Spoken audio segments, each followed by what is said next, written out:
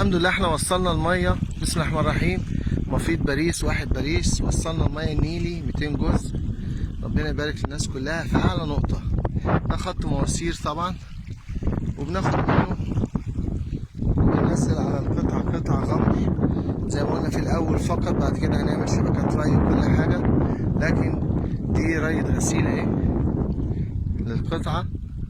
وبعد ما نغسلها هنزرع شعير برضو، عشان الشعير لازم يكون في الاول خالص ياخد الاملاح. نغسلها مره واثنين وثلاثه. الارض جايه بني لان هي جايه بطينه. هنا الارض الميه جايه بطينه بطميه. سنه مش سنه، كمان سنه سنتين بالكتير واقل كمان هتتحول لارض طينيه ان شاء الله. ارض طينيه طاميه باذن الله.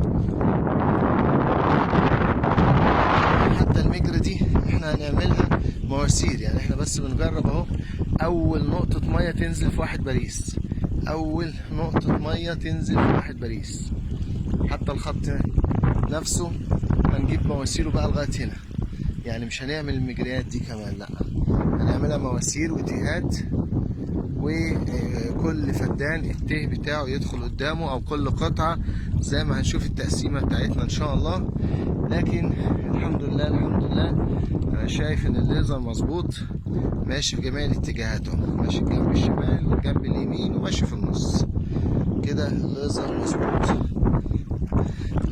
والمجريات دي بقى او الانايات دي ان شاء الله اللي جايه من الخط الرئيسي هنعملها مواسير لغايه باب الارض، عشان ما تجيبش رمل، ما تجيبش طانيه، ما تجيبش بقى اي حاجه تبوظ لنا الليزر، لان كده ممكن تبوظ لنا الليزر ويبقى احنا اللي بوظناه. لكن ميه تنزل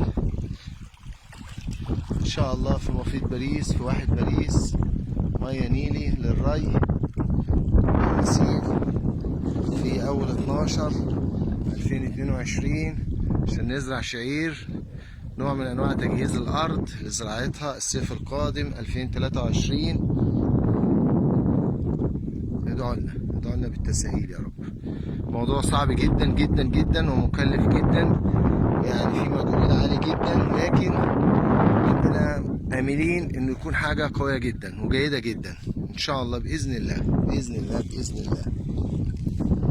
يا رب يا رب يا رب خير يا رب.